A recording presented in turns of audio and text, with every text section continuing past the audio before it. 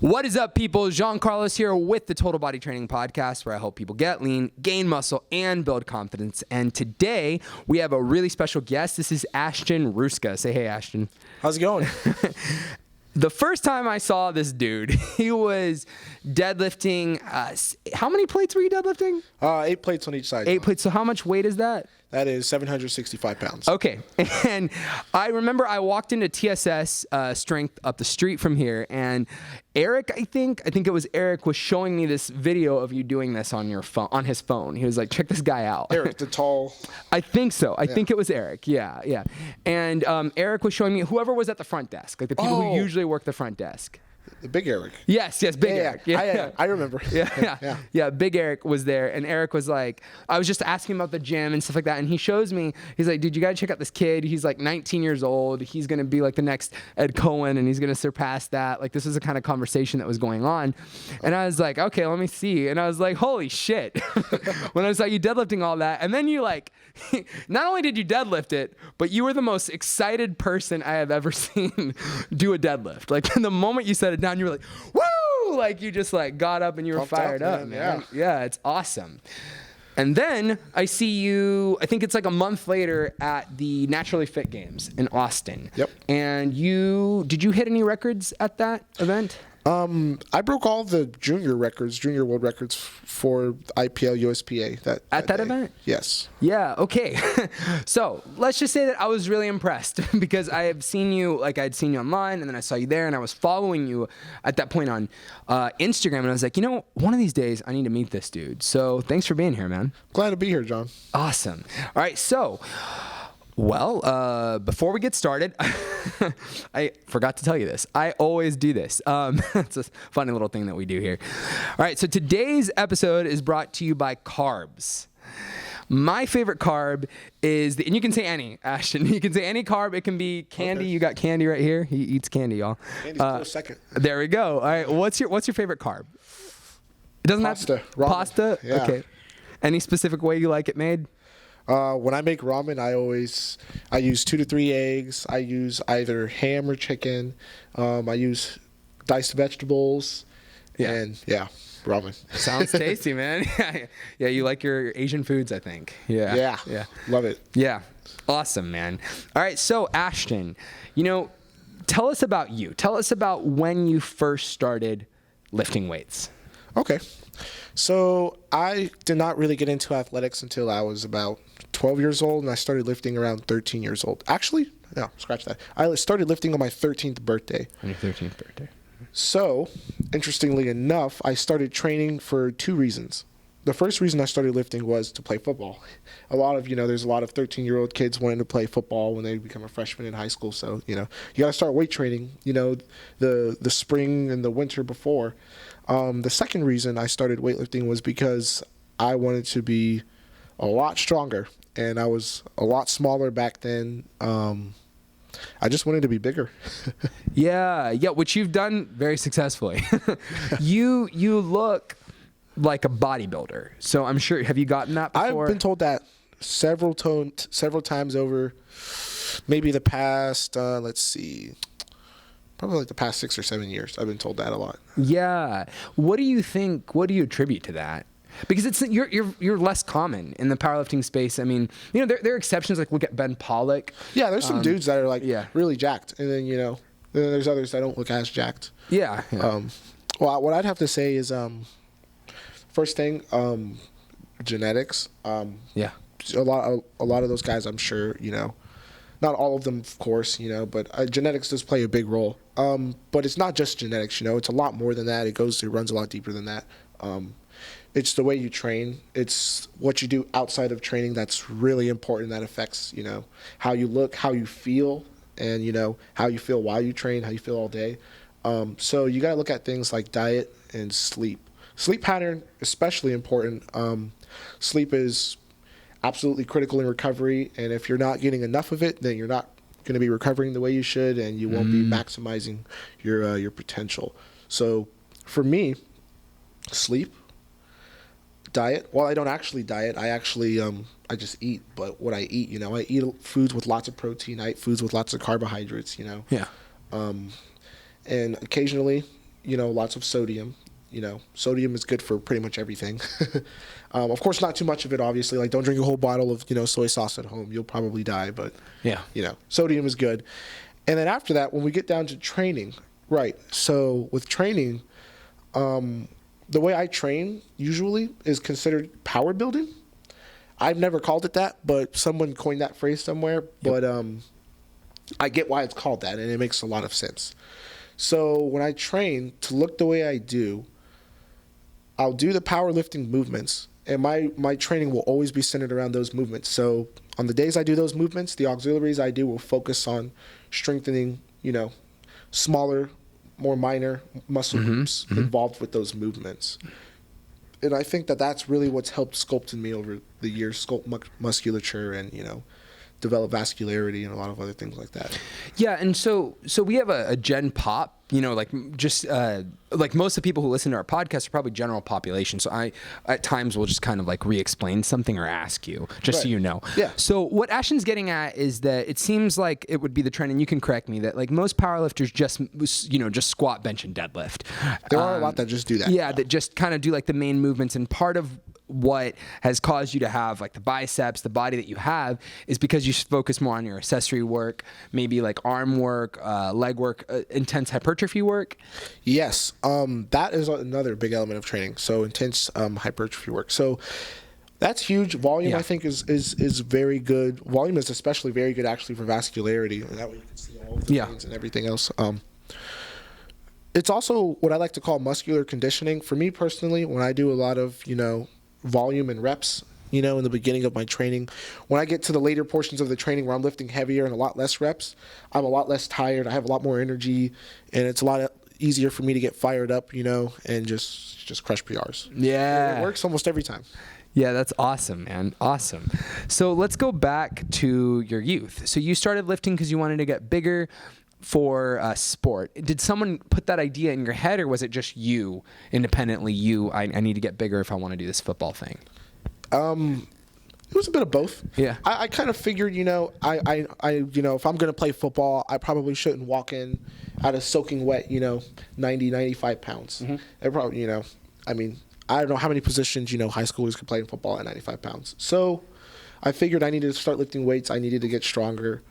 And, a lot of people make this, I guess I'll call it a mistake. A lot of people make this mistake, where, I just need to start training. I need to get strong. I need to get strong fast, And so, you're not really analyzing and assessing everything that probably should be taken into account. And you kind of just jump into things. And that's how a lot of people get injured, or a lot of people get discouraged from continuing because they're not seeing immediate results. A lot of things like that. So one, to answer your question, yes, I knew that I needed to weight train. I knew I needed to gain some more muscle, gain more mass in general.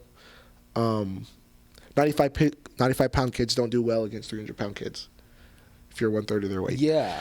Most of the time. Second reason, there were a couple of coaches at the high school that did reach out to me. In middle school, I was a very fast runner. I was relatively athletic, I would say.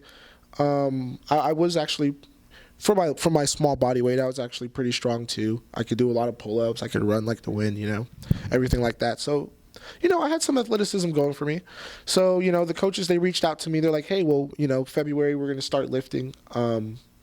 Come out, come lift with us. Come get some muscle, man. Come get some muscle over the summer. Just keep training. Keep training your speed too, and then come out and play football in the fall. So I had nothing better going on. I was living in Seoul, Korea at the time, so I thought, well, why not? So I did that, and probably one of the best decisions I've ever made in my life to start training. Yeah, that's awesome, man. So you kind of essentially like built yourself up, and you did it the right way, because so many people do just jump into it and then they end up getting discouraged. I think that there's this idea in our culture that you just go hard or go home, and there is some truth to that, but there's like a systematic approach to going hard and going home that people really leave out. I mean, right from the get-go, you brought up like fatigue management. You brought up like sleep and eat.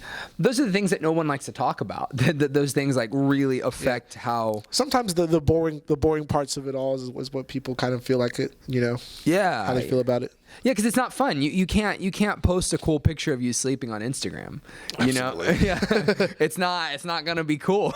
You know, and we hear, like, we open up for question and answer all the time, and frequently people tell me, like, how do I know if I'm overtraining? How do I know, like, why am I not seeing gains? And, like, typically I would say that it probably has to do something with people's sleep or their eating. Massive factors. Yes. And people sometimes think they're sleeping enough.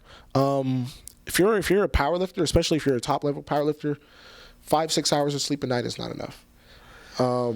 It's you know, it's harder to heal off of that, and you know, sometimes you have to do what you have to do. You can't always, you know, get 8 hours of sleep a night, but just try your best. That would be my advice.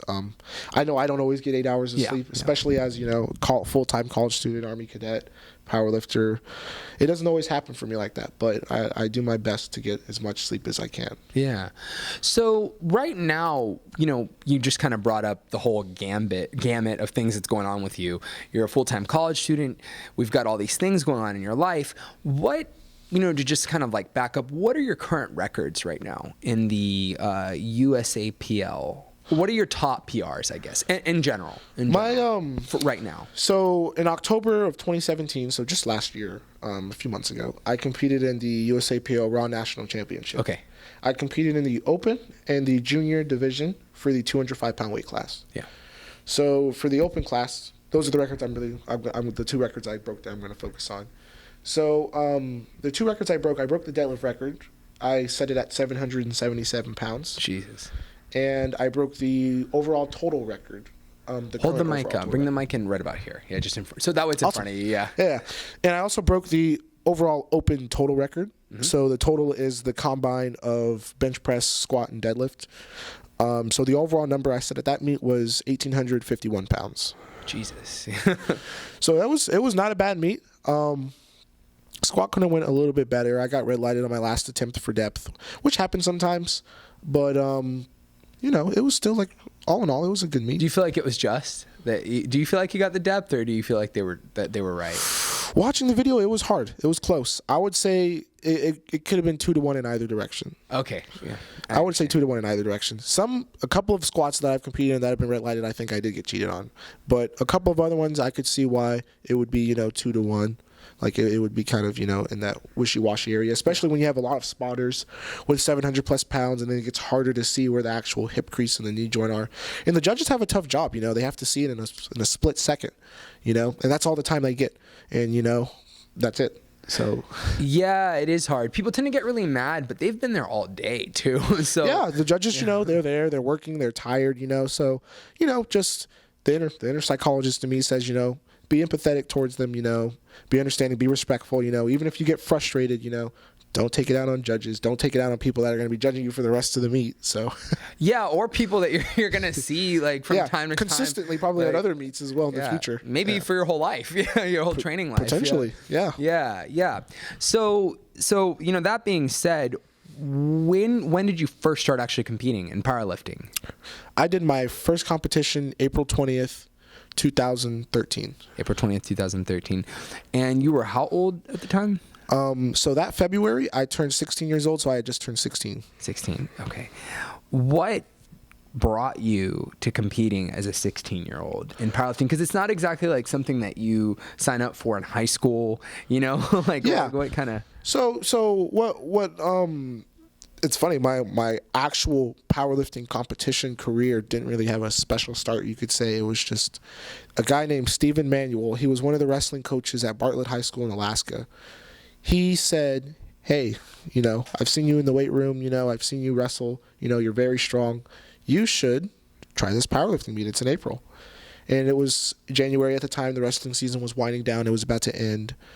And, you know, so I thought, you know, he says that I've got something, so I guess I'll give it a shot. So I trained for the meet. I just looked up, you know, different training ideologies. I was just doing a lot of research on, you know, what training was big and what was working and what wasn't working. Yeah. I understood science pretty well, but I didn't understand science to the depth that I do now. But, you know, I think that I understood it generally well enough to gain a lot of, like, elements that I could put in my training that were helpful to me. So my first meet was pretty successful. I got 8 out of 9 attempts. This was April 20th, 2013. I was 16. and I had broke a national record deadlift for the 16 to 17-year-old category that day. My first meet. Yeah. And that meet, I deadlifted 540 pounds. That's awesome, man. Yeah. And how much did you weigh at the time? I weighed 100, because there was the 165 and 181 weight class. I'm sorry, I'm laughing because that's more than I've deadlifted. So that's why I'm like, that's why I'm laughing. I'm just laughing at myself. Like, I don't have your training history though. So, it's not common. Trust me. Yeah. Most people do not start out deadlifting 500 pounds, so don't get in your head. Oh no. I know. Yeah. I'm not. It's just funny. It's just funny to me. Yeah. But yeah. So I was 168 pounds that day. And I was 10th grader. So that's like what, like almost like 4 times your more than 4, right? 5 times your 320. It wasn't 4 times, but it was.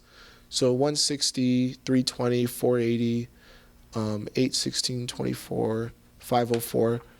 It was over 3 times body weight. Probably like 3.3, 3.4. Jeez. So people knew, like when you showed up, when you started doing this, that you had something kind of special going on? Yeah. Like when people saw me like start lifting, they were like, whoa, this kid's like, decently strong. Yeah. Especially for a young high school kid, Yeah. He's doing pretty well for himself, so. And was this through which competition was this? This was a USAPL competition. Okay, USAPL, right from the get-go. USAPL, right up in Anchorage, Alaska, actually. That's where the president of USAPL is, Larry Malley. I don't want to mispronounce his last name, but Larry, if you're watching. Yeah. But yeah, and know that. that was my first. I didn't know it at the time either. And that was my first meet, and I had a whole lot of fun. I had a blast. I loved the energy. I loved the crowd. I loved a lot of the community. And this was only 5 years ago, but even 5 years ago, the powerlifting community seemed a little bit different. Things seemed a bit more simple. Yeah.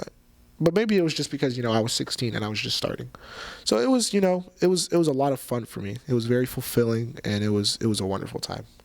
Yeah, that's awesome, man. That's very good. So, would you say that kind of ignited something in you that you wanted to keep continuing with competition at that point?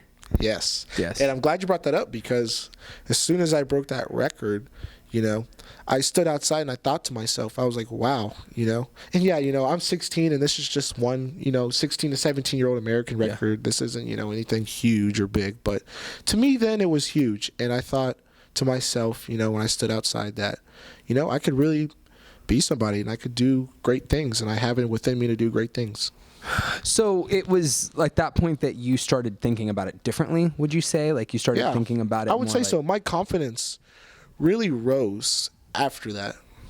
My confidence, my self-efficacy, my confidence in my competency to do things. Yeah. It all started to improve at that point, especially. It was from when I was 13 and 12 years old, it wasn't all there. It was choppy. I don't think I was as strong. And I don't mean just physically, I mean mentally, I mean psychologically, I mean, spiritually. I just wasn't, as strong of a person then. But as time went on and I continued to train and gain more confidence in myself, and I broke that record, at my first meet that I've ever done, that was a huge confidence boost for me. That was a pivotal turn, that was critical in my life and my development. Yes. And I understand, as you heard, like at the beginning, our slogan here is, well, the last thing I say in there is get lean, gain muscle, and build confidence. Build confidence. And I feel like that sometimes gets like swept under the rug when it comes to people talking about fitness, because they focus so much on like the aesthetics, and there's nothing wrong with that, like wanting to have a nicer body, and that does lead to confidence. But simply, and I've always thought this, simply the process of picking up a barbell and focusing on improving, and like the discipline of like being somewhere consistently and doing it over and over again helps you grow as a person. Is that what you're saying? Yes, I absolutely do believe there is something therapeutic about training, and it's not even just weight training. It's weightlifting, powerlifting, yoga, just sports in general. There's something therapeutic about it, I think, for a lot of people. For me, even, and I mentioned this, where I didn't have a whole lot of confidence then, and I wasn't as strong of a person. I had I had a lot going on, and I had moved from a small area in North Carolina to Seoul, Korea, which is like one of the most densely populated cities in the world, And it wasn't particularly easy at first adjusting, especially then, not knowing what I know now and having that confidence now that then. So for me it was therapeutic in a sense that it not only built my confidence, but it was also an outlet of frustration. It was a really good outlet of frustration for me. And I think that helped me a lot, tremendously adjust. And, once I adjusted and I started to love it, I started to see things. I started to see the world differently, Were you living in Seoul when you competed? I lived in Alaska, Anchorage, Alaska. Oh, okay. Yeah, I understand. I started lifting in Seoul, Korea. I also started Taekwondo in Seoul, Korea. That's the birthplace of Taekwondo, actually. The martial art was Korea. Do you still do that? You still do? I don't do Taekwondo now. I would not mind doing it. Yeah, It's really fun. And, it's the same thing, with powerlifting. It builds that confidence, It builds confidence. It builds self-efficacy. It builds, it just builds you. It builds you from there up. It's a wonderful sport. It's a wonderful martial art. Yeah. Yeah, that is really awesome, man. So you have this sort of like transformation that occurs, and you start to build your own personal character. Yes. At that point. Transformation is a good way to put it. Can I ask what your mindset was prior to that? What were some of the things that you were struggling with? Is that okay? Yeah, of course. I don't mind talking about that at all. So before all this was going on, before I became the Ashton that I am now, the Ashton then, I think that he was kind of afraid of new things. He was afraid of, the outside world. I think that, back then I wasn't as confident. I wasn't as strong. And I think that was, it was just the lifestyle then, I just looked at the world differently. I was a bit more negative. I wasn't entirely negative or cynical, I was like, other kids in ways. I love to have, fun with other friends. And, then, I don't know, for some reason that area of North Carolina, technology seemed to lag behind a lot of times. So we were always outside, playing and stuff. But, my friends they were taller, they were bigger. And like I said, I was a strong kid, I could always hold my own. But, I always just felt so small. And, you feel small and you feel, I don't know. It's almost like a victim kind of mentality almost, I wouldn't say that's exactly what I had, and I wouldn't compare myself to actual, to victims of, very, heinous things. But that mentality, that's a thing that a lot of people, myself included back then, that a lot of young people really suffer with, I think. I know. I've had that. Yes. It's huge. And so I can't get myself out of this situation. Feeling bad about yourself, feeling like everything is against you, that you don't have control. It's almost like hopelessness. There's a lack of control, and that's where the outlet of frustration is really helpful. That actually helps you. That does help you adjust. It can help you adjust. But and then my dad, he was enlisted in the military. With the job, he was gone a lot. He'd be deployed to different places.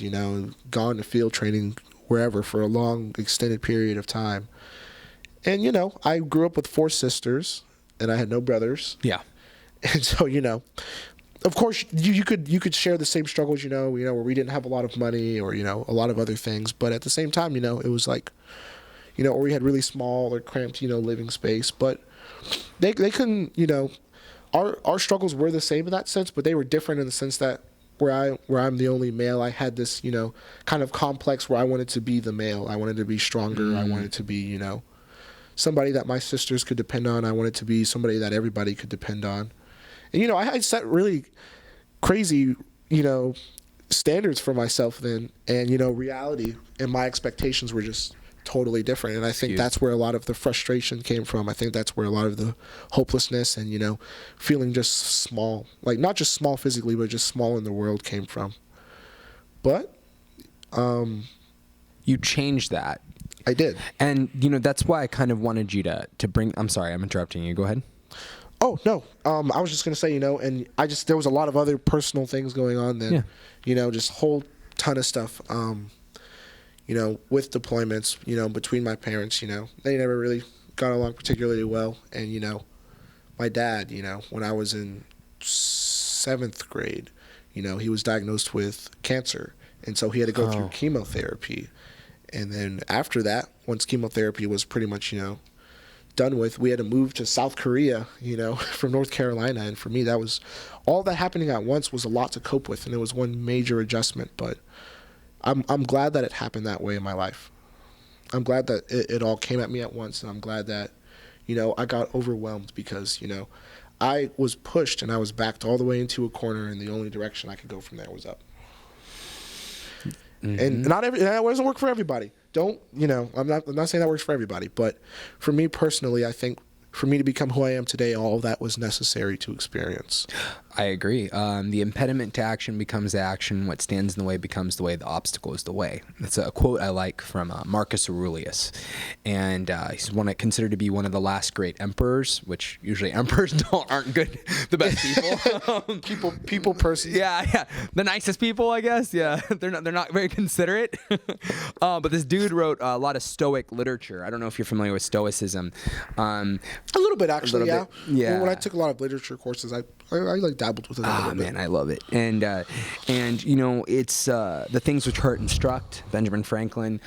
Your pain points are there to teach you what you need to grow and develop from. They're not there to hold you down. They're there to teach you, like, when you feel some kind of pain or suffering, that is an indicator to you to fix something, And so it sounds like you found the message and then figured out what you needed to do. So, given that we're on the conversation of adversity, is there anything you'd like to share about that topic? Yes. So remember earlier how I mentioned, important things to training. I feel silly. I left out this detail. We talked about sleep. We talked about diet. We talked about actual training time, feeling good, feeling well, everything else, confidence, all important stuff. But I forgot to mention adversity. And as an athlete, as a powerlifter, as a martial artist, as a wrestler, as a football player, you name it, any kind of sport, any academic endeavor even, you are inevitably going to be faced with adversity. And I mentioned all the stuff that was going on around the time I was 12 to 13, and I didn't even mention all of it, but I just, good general idea of what was going on at the time. And, there's just so much, and you're getting overwhelmed. And, from that, I somehow rose up. And, after that, it's not like the adversity stopped there, Adversity, difficult times will follow you through life. I see life sometimes as a pendulum. It swings sometimes in your favor. Sometimes it swings not in your favor. All hell breaks loose, and, shit goes out the window sometimes. So, with that said, how to deal with when the pendulum swings the other way. You have to, and it's going to be hard to do this, and it's not easy, but you're going to have to think differently. You're going to have to frame the situation that you're so negative about, and you have to see how it can get better. You have to see how it can get better. You have to see what you can do to make it better. And if it's out of your control, while it may be upsetting sometimes, ultimately, if it's out of your control, then you can't control it. So, I'm not saying just completely forget about it, but you kind of got to let it go somewhat. If you can't control the situation, you got to let it go somewhat. And so with adversity, what I always did, when I was in high school, my dad, he was retired from the military in 2013, and that's when I moved to San Antonio, Texas, actually. So I moved to San Antonio, Texas in 2013, fall 2013. I started school here. My father was experiencing a lot of difficulties. He's got awful PTSD. Just a whole lot of things going on with him, really, really difficult time in and out of the psych ward. And so, I tell all this not to make it as a sob story, but I just say it, as, then he couldn't hold a job, we didn't have a lot of money. We didn't have, a whole lot of food sometimes, So, I was working in a lot of high school. I stopped playing football. The school I moved to here didn't have wrestling, which really disappointed me. I wanted to wrestle all through high school, but I had to stop after my sophomore year. So really all I had then was, school and powerlifting. And then I was working, quite a bit. to make money and, you know, to get food and stuff. And, you know, that's where a lot of my diet actually came from, was from where I worked at the time. And so I mentioned all of this just to say, and, you know, during this time period, you're trying to get into college, you know, you're trying to get good grades, you're really hectic, and everything's just coming at you at once. And so, you know, it's a lot for a 16, 17, 18-year-old, you know, kid to shoulder with, whatever you'd like to call it. So to get through all this adversity and then to start college and to move on and to deal with more adversity, what I have to say is you have to believe in yourself. You have to frame everything that's going on differently. Yeah, it's difficult and, you know, it's hard, but it's not impossible. So what do I mean by frame this all this differently when you're thinking about it? Mm-hmm. So you have to stop looking at it like, you have to stop feeling sorry for yourself, one, and you have to realize that there is an issue. First step to solving a problem is realizing there is a problem. So there were issues going on, and you can't solve all of them, but everything that you can solve, you should solve it. You will feel better about it. And, you know, think about the future. Think about a year, 5 years, 10 years from then. Think about your plan. Think about how you're actively working towards that plan despite all of the difficult things or obstacles that are in your way. And yeah, some things, you know, may deter you. And, you know, I like to think of progress, you know, kind of as a line almost. You know, you will go forward, but sometimes things will happen and it will push you back some, it'll push you back some, it'll push you back a lot. But ultimately, you know, there's two directions to this line. It's bi-directional. You can also go forward. Mm-hmm. So when you're being pushed back and pushed back and pushed back, you have to remember that you can also still go forward. Does that make sense? Yes, makes perfect sense. So this aligns with what I believe. So, yeah. So when you believe in yourself and when you believe in that and you believe that things can get better, things will eventually start to get better with time. It always happens. You know, had a lot of difficult things happen growing up, but things always got better. Things always got better. And, you know, when I started believing that, you know, that what I was doing was for something and was for a purpose, you know, that's when I noticed real significant changes in my life. You know, find purpose would be the other suggestion I would make. Find purpose. Don't remember where you came from. Don't forget, you know, your purpose, and you keep working at it. You have to be, you know, relentless. Mm-hmm. You know, in this world, you need to be relentless. You need to relentlessly pursue your dreams, pursue your goals. You know, mm-hmm. And with some dreams, you know, you have to realize sometimes if you're on a sinking ship. Sometimes, you know, if you have these really grandiose or unrealistic dreams, you know, come back down to earth and really frame everything that you're thinking about. Is this realistic? Is this achievable? And even if it seems far-fetched, I'm not saying far-fetched isn't realistic or achievable. I'm just saying completely impossible is not achievable. Like, I'm going to jump off 50 stories or 100 stories and I'm going to survive. Yeah. Because that's what I want to do. Delusion. Yeah. Delusion. Yeah. That's great. Perfect word. Yeah. So don't be delusional, but even if your goals are far-fetched, you know, they can be, and, you know, should be realistically and achievable, I think. Did you learn that through looking at other people's stories, or is that something that you learned on your own? So there was two sides to that. It's intrinsic. I had to believe in myself that I could do these things. And it was also looking at people. My biggest inspiration in powerlifting, by far, hands down, is a man by the name of Gene Bell. Gene Bell resides here in San Antonio, Texas, mm-hmm. and trains so many people. I've seen him. He's trained a young gentleman who's recently started training for Navy SEALs. He's trained myself. He's trained other top-level powerlifters, elite international powerlifters. He was an elite international powerlifter himself. I believe he was an 8-time IPF world champion in powerlifting in the 183-pound weight class, 181-pound weight class back then. And, you know, he helps everybody. He helps the disabled. He helps the poor. He helps those that are privileged. He doesn't discriminate. And, you know, he's such a moving and powerful force in the powerlifting world. And, you know, a lot of my success I can honestly attribute to a lot of the lessons I have learned from him since I was 16 years old over the years. Yeah, that's awesome. So he taught you life lessons along with the training, yeah, and things like that. Gene wasn't just a coach to me, and I don't like to call him just a coach. He was a mentor to me. He was like another, father, not a biological father, Yeah, but another I father understand. in essence. Yeah, that's really awesome. Are there any like specific valuable skills that Gene taught you that you want to share? Any like a story, anything like that you want to share before we? Sure. There's a quick story. Okay, yeah, please. And so Go ahead. I remember when I was, 16 years old, I first met Gene Bell. I just moved to San Antonio, and I was training at Olympic Gym with him. It's a gym right down the road at New Braunfels, 8611 North New Braunfels. Yeah. That's the address. And remember it. And so That's funny.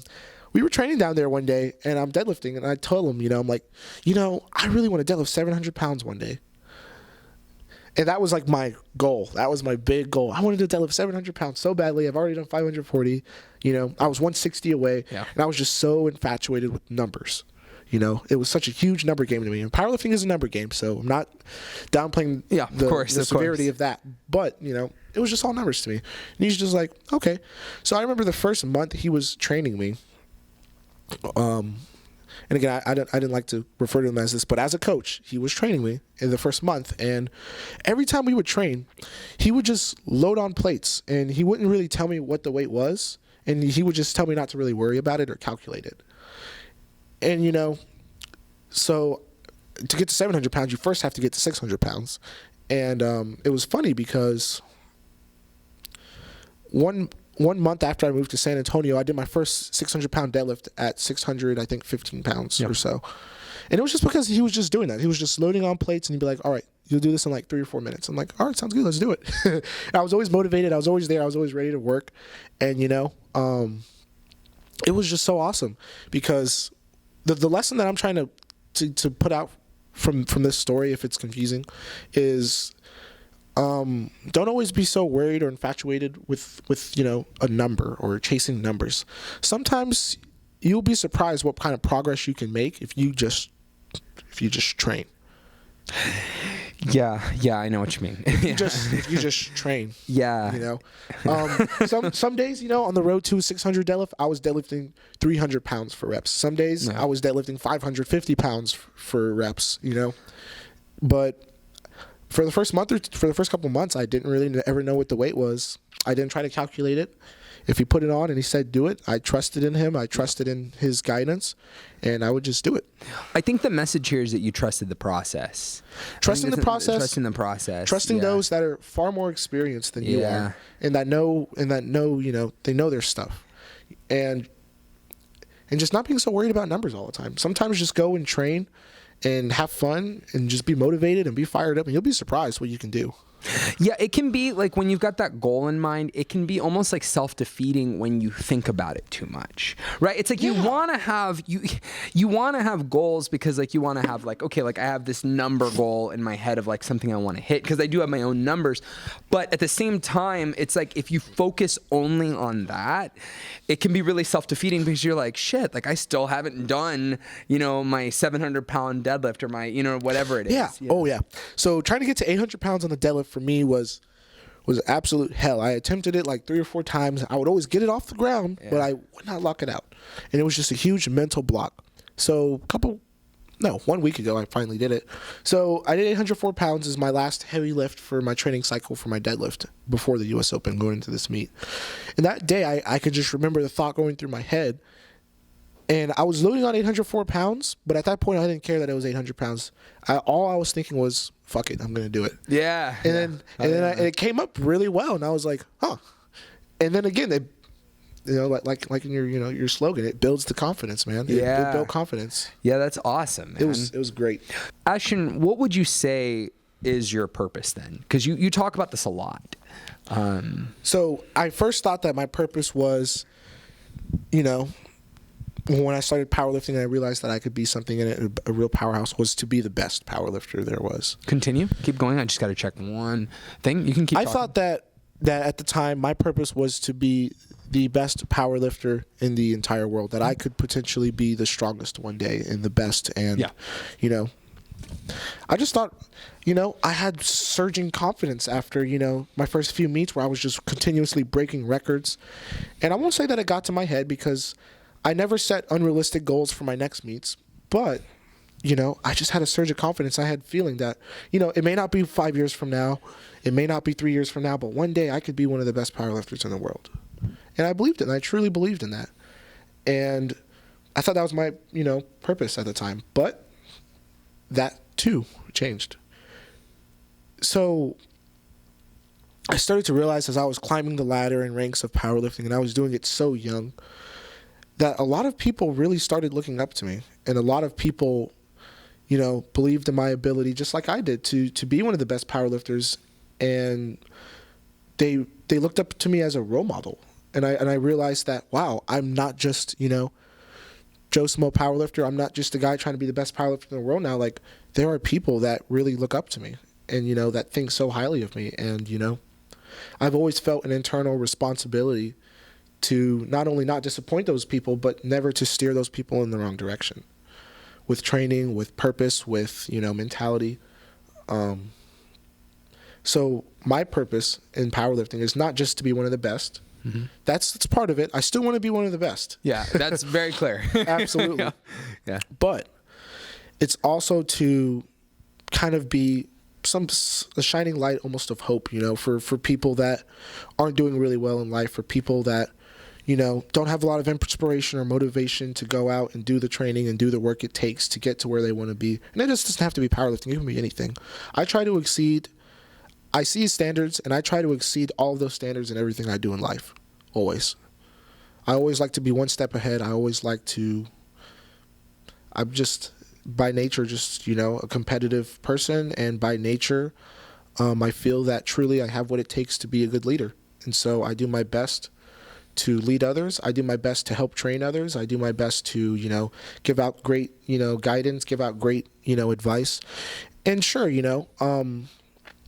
I could probably potentially be making a lot more money off of all of it, but, I'm not really doing all that for money. The U.S. Open, I'm honestly kind of doing for money. Yeah, what's the prize this year? For the US Open? $40,000 for best Wilks. Christ. Yeah, so I don't know. Yeah, you have a good shot at that, man. Yeah, right now. I feel like I have a decent shot. I feel like right now, again, it's the self-efficacy and it's the confidence. I'm not physically the strongest guy that will be there, but I believe that I can win it.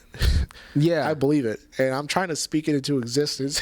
Yeah. So we'll see what happens, man. But I'm going to have a lot of fun out there. Yeah, and I can see, I've never been under your leadership, but I can see how you would be a good leader because you're giving us all the telltale signs. So, you've already reflected that you have an immense amount of capacity for empathy. And a good leader empathizes with people that he's instructing or he or she is instructing. A good leader is not a tyrant. A good leader listens and follows up with people and is like, okay, so what's going on with you? A good leader knows how to set aside their own ego so they can actually understand what's going on with somebody and try to reach them. I 100% agree. Leaders have confidence and leaders do lead from the front. But it doesn't mean that they don't care about all the people they're leading. Yeah. There's so many situations where people think that that's what a leader is, and it's not. Yeah. Being a boss and being a leader are two different things, John. Yeah. Oh, I love that. Yeah. So what would a boss be for you? What would that mean? A boss is just somebody, and they can be sometimes considered tyrannical. Sometimes they can be considered laissez-faire, where they don't really, they're not really leading. Yeah. But a boss doesn't inspire or influence people the way that a leader does. They don't have the same charisma. They don't have the same, people skills. They don't have the same, They don't have the same audacity when they do things. They don't have the same sense of purpose, They do things because, it's just part of the job, or it's, just something they're supposed to get done. And they just delegate. Good leaders do delegate too. Delegation is important in leadership. Yes. But they just sort of just delegate things, and I'm giving it a negative connotation right now. And they just, they don't always put the needs of their people and concerns of their people as a priority. That's what I would say. Yes, I love it. So not that, but I love your explanation of it because there is a distinct difference. There is. And I think in the leadership space, people need to look at that, the side of empathizing. That being said, coaches, trainers, everyone needs to take a look at that. Teachers, you've got to understand where your people are your people are going through in order to really elevate them. It's not something you can't just tell people. Yeah. you have to like understand why they are the way that they are. Know the situation. Yeah. To the best that you can. Yeah. Okay. All right. So right now and we're gonna kind of jump a little bit forward because we're getting shorter on time. I get the feeling we could talk for 3 hours. I think. Yeah, So, easily. yeah, that's awesome. All right. So right now you're a college student and you've been lifting, this whole time. Yeah, I've been doing the powerlifting thing and you've faced all this adversity. And that being said, you have a degree that's pretty interesting that I think it makes sense why you would end up studying what you're studying. So tell people what you're studying right now. Right. So I'm actually a psychology major at the University of Texas in San Antonio. Yeah, no kidding, man. And, I love psychology. I've loved psychology. I started reading just books, psychological books in the 11th grade. And the first book I ever read was The Science of Evil. It helped me it really helped me understand the concept of empathy. Is it a good book? It's a great book. Should I put it on our list here? Yes. All right, keep telling me here. The Science of Evil will really help you reframe the way you think about evil. It's or what we consider evil. Evil is kind of almost a subjective word. Good is kind of a subjective word too, but it really helps you understand why people can do cruel things. It's a really great book. It also helps you understand empathy and what empathy truly means. And just a dirty definition of it, empathy is the ability to put yourself in someone else's shoes, walk a mile in it, and just kind of know that mentally. That's kind of what empathy is. Your ability to put yourself in someone else's shoes and understand, You don't have to understand completely. You're not going to know their entire life, but, to kind of be empathetic, understand their situation. You don't even have to agree. I absolutely. encounter people all the time that I'll be honest, that I do not like. I meet somebody and I'm like, part of the process, though, I think for us to grow as people is looking at that person's situation and being like, I can see why you would be this way. Yes. I can at the very least understand what's going on, what are the mechanisms in your life, the history that's gotten you to where you're at. Empathy will help with it'll open your eyes if you're more empathetic, and it'll just help you understand people better. Yeah, it's such a useful tool. It is. Yeah, because then I think that when you empathize, and I'm sorry, was I cutting you off? No, you're fine. I think when you have the ability to empathize, you're now in control of situations that you might have not been in control of in the future. So, and you can tell me if I'm completely off base or if That's you actually, understand. you put it in a great way, John. Psychologists, okay, I believe, should be able to do three things. They should be able to explain their surroundings, explain people, predict what they're going to do next, and control for those predictions. And so control is such a massive part of that. And it's like the whole realm of psychology. Control is big with confidence, with hopelessness, with, depression, lack of control, or, control is just so big in so many different, schools of thought in psychology. That control that you're talking about right there, what you said was great, is very critical. Yeah, it's important, man. It's you summed it up much better than I could.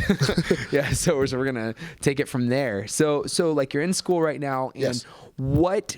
You've also got the military thing going on. Do you want to explain to us what's going on with that? So just quickly with that, the training that I do PT every week, several days a week. I do lots of running.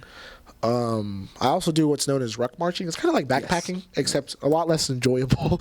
It's not Instagram backpacking. Yeah, like pictures of you at the park. Yeah, not like that at all. You're in a full uniform. You got your boots on. And I use the standard issue boots. A lot of people don't find them particularly comfortable, but it's whatever. Mm-hmm. I've got tough feet. But I enjoy it, but a lot of people don't enjoy it. But so I do a lot of that. I've actually done 3 marathons. So I've done a marathon my freshman year, my sophomore year, and this year my junior year. What distance? 26.2 miles. So I've done the Baton Death March 3 times with 50-pound rucksack and full uniform. Okay. In the New Mexico desert. Oh, you did this in New Mexico? Yes. Dude, White New Sands, New Mexico Mexico. is dry and hot as hell. Yeah. Yep. At the end of March, it's definitely dry and hot. Yeah. Yeah. Whoa. Okay. Where'd you do your marathons? Yeah. I did all 3 of them at White Sands, New Mexico. My God. It's this installation up in New Mexico. It's about... Wait. Running marathon, not a ruck walk marathon? It's like a ruck walk. So you run and walk. So the distance. Yeah. 26.2 okay. miles. And with 50 pounds on your back, it's pretty tough. But you know, for me, it builds character and it builds confidence and the mentality that we've been talking about this whole time. It's good training. Man, I so agree with that. I think there's something too, because like I was telling you, one of the first things I got into is running. There's something about just being stuck somewhere and having to get somewhere and like getting thirsty and being tired and being like, fuck, like I don't know if I can. Yeah, you're do dying. this. Yeah, literally, it's like, you know, and you can't just pull over and give up. Yeah. You know? Yeah, you can't fall out of a run. You can't stop. Yeah, it's not like a deadlift where it's like you can just be like, oh, like I didn't Drop the bar deadlift. in. Yeah, it's okay. And yeah, drink your protein and leave. Like it's not not like that. Like there's something about like getting yourself in a run or a long distance walk that just is like that fucks with your mind in a different way. It is definitely it's a long different. game. It's totally different in a mental. Yeah. That's where I get my my perseverance kind of training in. Yeah. Like really just like I'm like doing this, like this is gonna be long, it's gonna be difficult, and I just gotta buckle down for it. And you know, it's good, it's very good mental training. It's very good training. I agree. Like, okay, all right. So this is a question that you brought up, and now I want to ask you also. So how do you maintain mass given that you're doing all that? That's the tough one. Okay. And people get tired of me saying this, but it goes back to the things I mentioned earlier: sleep, diet, and training. Yeah. And so obviously you're gonna have to adjust your training because it's hard to run 3 days a week, ruck 2 or 3 days a week, lift 4 days a week, go to school full time. And you're a cadet, you have to fulfill all those responsibilities as well. You know, if you're in a relationship, you know. Yes, I am. And we were just talking about this today. You have to balance that as well. Yeah. And so all of those things are going on, you know. And so training, you have to adjust it. You have to really focus on the things that truly matter to your sport, sort of, if that makes sense. So yes. For powerlifting, my training is always centered around the bench press, the squat, the deadlift, and I throw in the overhead press too, just because it's a good upper body exercise. Yep. And you know, if I go into a gym and I've rucked 6 to 12 miles that morning and I'm tired and I'm dog tired from classes and I still have to train and I'm there with my powerlifting team and I have to train, I focus on, you know, what truly matters, honestly, at that point. If I don't do anything else in that weight room, I'm going to finish my squat session. If I don't do anything else, I'm going to do my deadlift or my bench press, my important compound movements. Yeah. And auxiliaries you will have to cut down. That is the thing. You will need to probably reduce those. A good rule of thumb for me is if I'm doing a lot, then I'll cut them in half. And if I'm dog tired and I'm doing a whole lot, then I'll cut it down to 1 to 2 auxiliaries that are like really big. For me, those big auxiliaries are like your pull-ups, your weighted dips, weighted pull-ups, stuff like that. Really just like, it's really simple stuff. Really. It's not as difficult as people think. But okay, I take that back. It is as difficult as people think, but adjusting your training doesn't have to be as difficult as people think. Yeah, that's a better way to put it. Yeah, because like there's so much. Okay, all right. So my experience is that, you know, you have more experience than me. So just hands down, I mean, you've been training since you were a youth. You know, I didn't really get any training until I was an adult. So you have a lot more experience in that area, but I was a long distance runner and I got super skinny and I was lifting, but I didn't have programming and I wasn't taking all those things into consideration. Yeah. Those things are huge, especially with maintaining mass. Yes. I mean, I've honestly been bench pressing over 400 pounds raw since I was 17 years old in high school. Yeah. And then I got hurt really bad my senior year of high school. I recovered, you know, and everything. But I've been benching like 400 since like high school. And, you know, I'm still like at that low 400 range. So that's another thing for the future I'm going to try to push forward. But that will probably be the hardest thing to progress when you're doing all of that is your bench press by far. Because why is that? Your bench press is just so sensitive, you know? It's more sensitive, I think, than the squat and deadlift to just the world in general and to your body weight. I would agree with that because, like, I've been cutting, and right now I'm maintaining, but I was cutting, and in my cutting process, my bench dropped. Yeah. It happens so much. One day, I'll crush 420 pounds, and it'll feel easy. Another day, I'm struggling with, like, you know, 390 pounds. And yeah, that's, you know, a lot of people are like, well, it's still 390 pounds. But like, you know, that's like a 30-pound difference. And that's like a pretty significant difference from 420 to 390.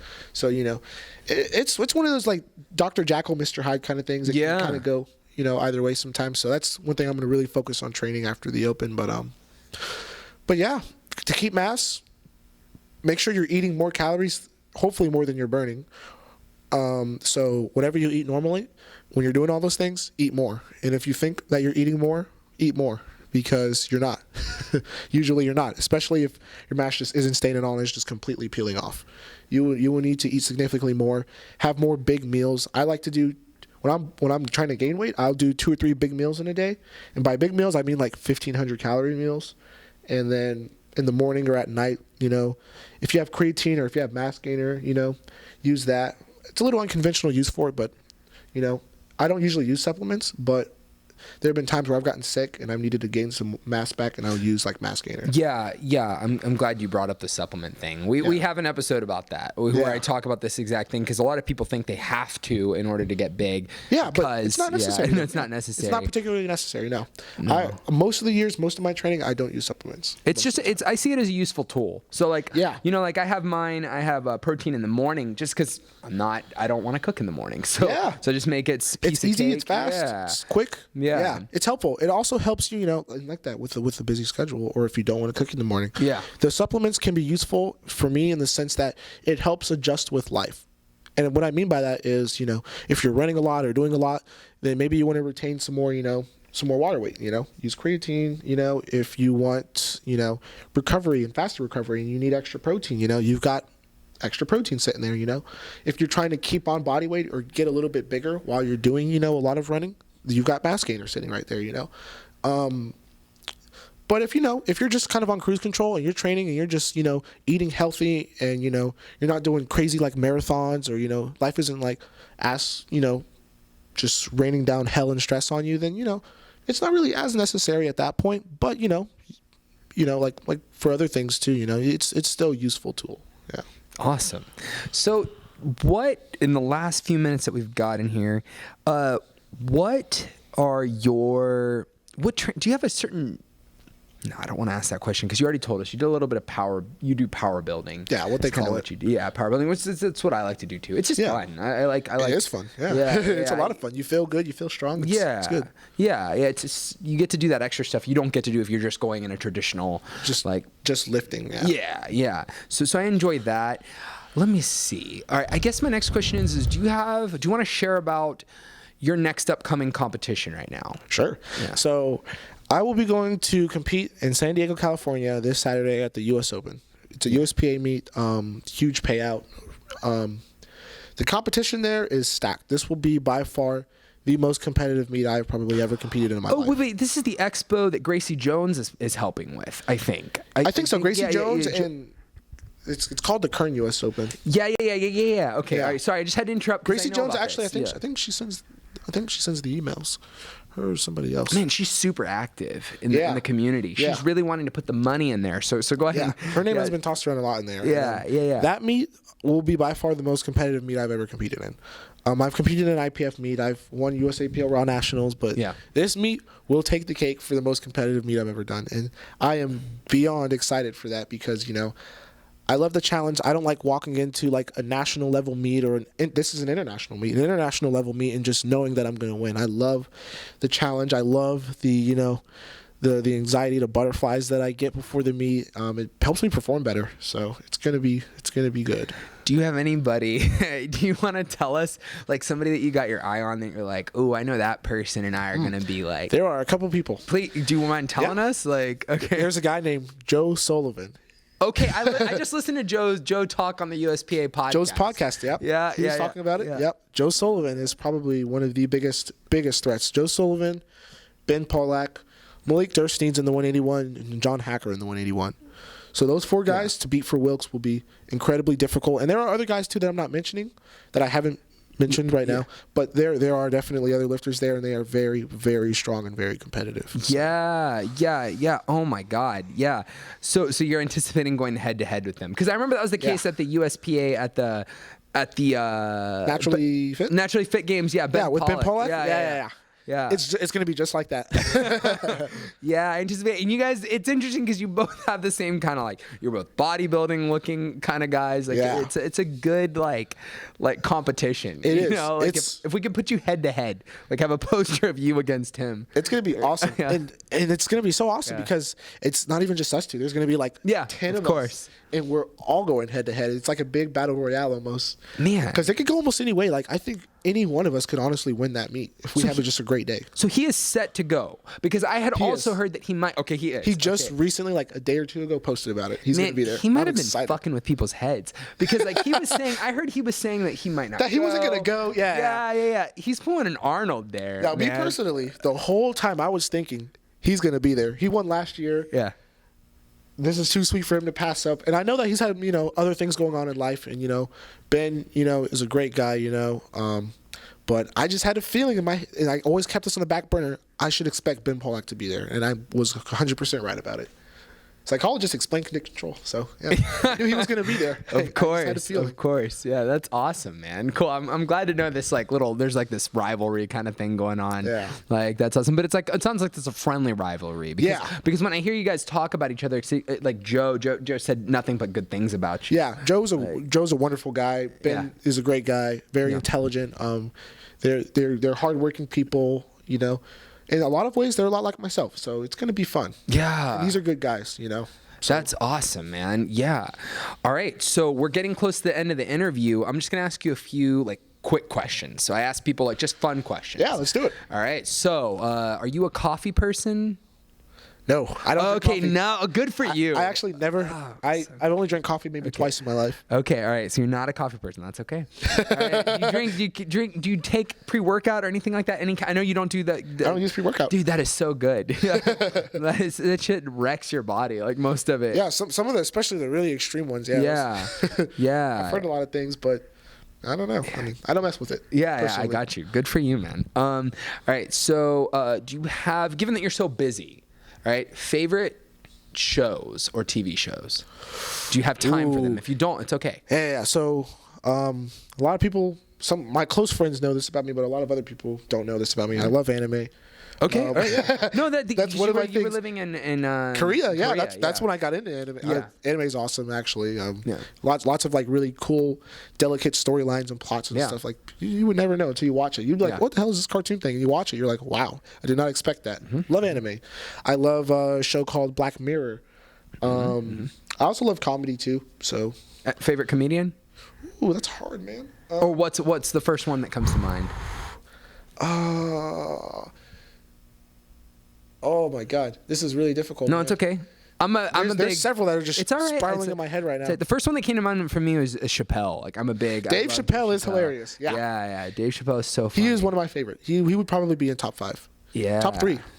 Yeah, that's awesome. He would probably be top 3. I didn't see the anime thing coming, but I can kind of see why. Because what people don't realize in American audiences is that in Asian countries, anime and manga and stuff that's all really prevalent. It's very, very much so a part of it. It's super popular. Yeah, it's super popular. Adults read it, grandparents read it. It's not like how it is in the States where it's cartoons you have to are for kids. Yeah. You have to be kind of like the comic, and I'm a big comic book person. I've read anime and awesome yeah. So it's in our society, it's almost more you have to be kind of almost nerdy to kind of appreciate that stuff. Yeah. But that's not the case around in other places. No, everyone just likes it. But I mean, I am a nerd, so yeah, me too, man. Yeah. Great. That's cool. All right, so favorite place to eat? I know it's going to be an Asian restaurant because I always see you posting all right, favorite Asian restaurant in town, and what's the Asian culture that you're town? Yeah, come on. I don't even know what the restaurant is called. Okay, that's all right. Because it doesn't even have a name outside of it. But it's that's how you know it's good. Yeah. When it's but it's this restaurant. It's near UTSA. Okay. And they serve over 100 different Vietnamese dishes. And my girlfriend is Vietnamese. Yeah. So, we go there often. And I really love Vietnamese food. I love Vietnamese food. I love Japanese food. I love Korean food. Yeah. Actually, I like those 3 more than I like Chinese food, which is surprising to a lot of people. Chinese food is good too, don't get me wrong, but I love Korean and Japanese food. It's healthy. It's Vietnamese food as well. Yeah. Healthy, helps the skin a lot, helps keep kind of a younger look a lot of times. It's really good for you. And it's just such an awesome restaurant. And the guy there, he always, there's an older gentleman that works there, and he always he always says to me and my girlfriend, he's like, oh, well, I'd arm wrestle you, but I don't want to embarrass you in front of your girlfriend. So we always have a fun time with him going there. There's That's cool, interesting man. people there, and it's a lot of fun. That's awesome, man. Yeah. Let me see if there's any other kind of random question. You want to give some shout outs real quick to your sponsors before we wrap it up here? Yes. So I'd like to give a shout out to SPD. I got a lot of awesome equipment from them. Thank you for all of that. Their belts, knee sleeves, awesome. Kilo Cartel, my main guys, especially Joey, who's the owner. Rocking the shirt right here. Yeah. This baseball tee, and I love baseball tees, and he had baseball tees made. Guy's a great sponsor. He really cares about his people. He looks out for us best he can. He's a busy guy. Thank you for everything, Joey. Awesome. Are they here in town, or where are they? Joey's from? in Louisiana. Yeah. Yep. Yeah, it's Stayed awesome. over. Is there anybody else you want to give a shout out to before you finish up? Anything else that you want to say? Look him up on Instagram. His name is Chessnificent. He is my hype man and one of my very good friends here in San Antonio, and he's also a very, very, very strong powerlifter. And I'd like to give one more shout out to my girlfriend, Helen Lee. There we go. Awesome, man. Where can people find you, Ashton? What do you mean? Online. Where can people find you? Where can people follow you? You can follow me on Instagram. My Instagram is really simple. It's just Ash117. It has 2 H's. ASHH117. Ash117. Facebook, I'm Ashton Rouska. If you ever have questions about training, if you have questions about, how to deal with adversity, if you have questions about mentality or reframing the way we think about things, I'm usually happy to help, and I usually answer a lot of messages. A lot of people sometimes are afraid to reach out to people that have bigger following bases. And I'm not saying that mine's huge or anything, but bigger following bases just because, they notice me or answer me. I usually do my best to answer. He answered me. Yeah, I just feel like that's kind of a thing, I just, I like to answer. So don't be afraid to communicate. Awesome. And then I realized that I do have one last question. And Absolutely, it's gonna take 1 minute. What is the deal with the dad shoes? I'm rocking, I wear these like hybrid, nice. 80s, thanks. Yeah. These dad meets kind of hip hop Adidas, and I made sure to wear them today because you're always rocking the dad shoes. When you walked over at the beginning, what I have to say is about dad shoes. I don't know. There's just something so compelling about the dad shoes. There's just a sense of responsibility that you have. It's like I don't know the style. I personally think it looks good on me. Helen, she thinks it looks good on me. This is true. That's really what matters. It says you're a man who knows himself when you can wear. And he's confident. He's not afraid to wear his dad shoes anywhere. No. I can wear my dad shoes to a club. I can wear them anywhere. I guarantee you. There we go. All right, people. This is Ashton signing off. You can find me at Instagram, the Total Body Training Instagram page, or on facebook.com/totalbodytraining.web. Until next time, peace.